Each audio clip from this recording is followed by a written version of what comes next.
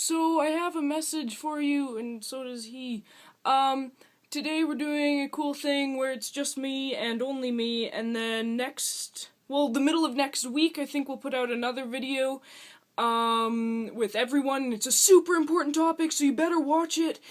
And then we'll put out another video next Sunday, and everyone will be back, and it'll be great. Yeah, enjoy! Woo!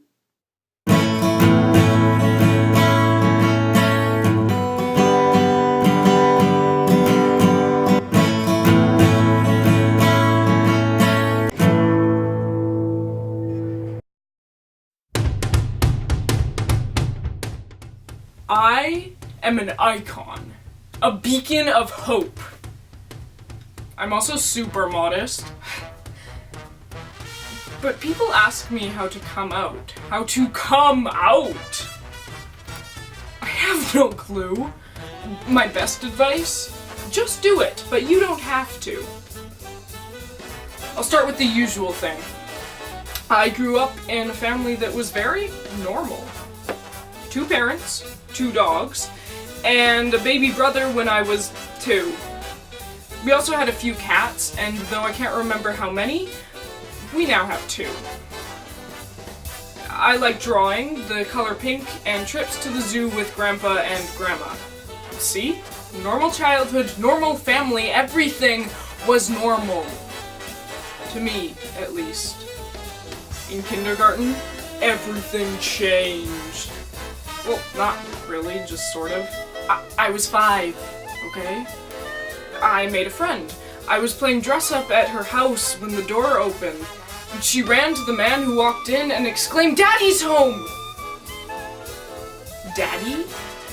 As in dad? As in a male figure in a family that isn't a baby brother? You see, when I said I had 2 parents, you assumed a mom and a dad. No problem with that. But when I hear 2 parents, I hear a mom and a mom. All my friends before kindergarten had 2 moms. I have 2 moms! But it doesn't stop there. Grade 2. My best friend and I are sitting at the edge of the playground, giggling over who likes who, and haha, I know their secret, and I know who they like. I'll admit it, I was a 7-year-old gossip. I turn to my friend and ask, "So who do you like?" I mean like. After a bit of persuasion, she gives out the name of a boy in our class and asks me the same question. I knew who I liked, but that wasn't just something you told someone. Who you liked was always your biggest secret. But I told her anyways, and with very little of recess left, you could see just the 2 of us sitting at the edge of the playground. I was sitting with my best friend and also my crush. Looking back on it, I realized that she was the first person I ever came out to.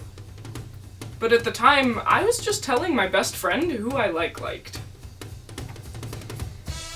As time and grades passed, I learned more about how my family wasn't actually normal. About how the fact that I didn't care what washroom I went into wasn't normal. About how I was a girl and only ever had crushes on girls wasn't normal. This time we will stop at grade 7. Like some sort of ghost of school years past, I have made friends with a boy.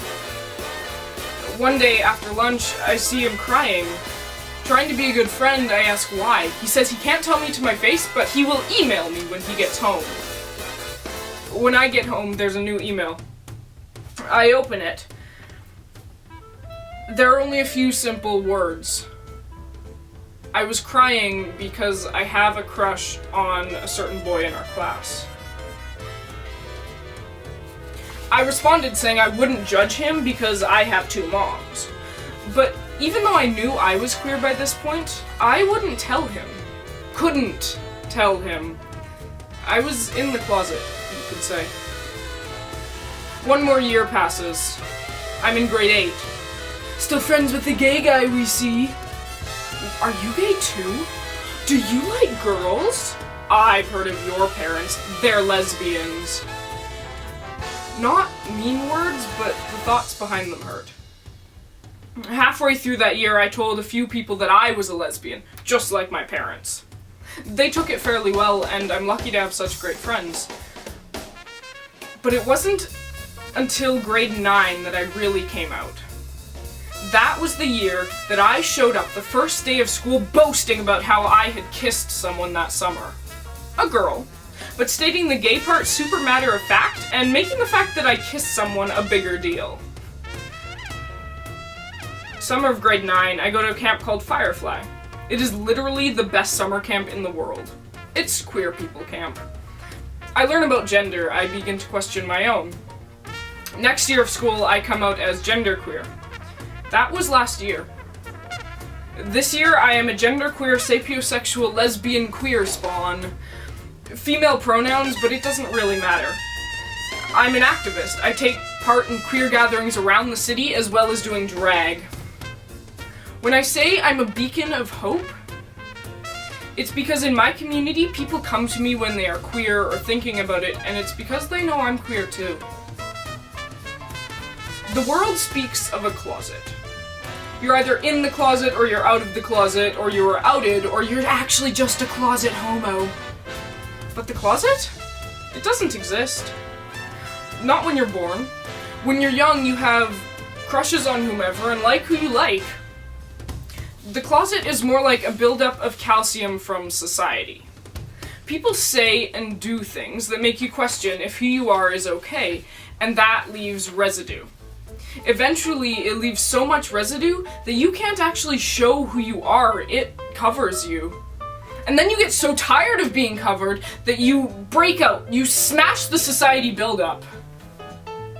At least that's what the closet was to me, but it's no more, and I'm happy to be who I am.